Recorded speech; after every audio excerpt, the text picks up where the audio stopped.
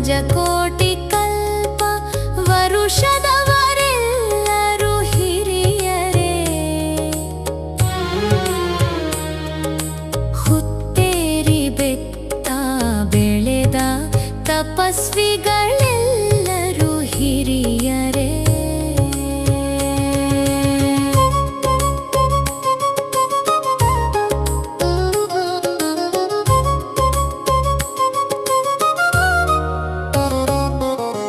ನಡು ಮುರಿದು ಗುಡುಗೂರಿ ತಲೆ ನಡುಗಿ ನೆರೆತೆರೆ ಹೆಚ್ಚಿ ಮತಿಗೆಟ್ಟು ಒಂದನಾಡ ಹೋಗಿ ಒಂಬತ್ತನಾಡುವ ಅಜ್ಞಾನಿಗಳೆಲ್ಲರೂ ಹಿರಿಯರೇ.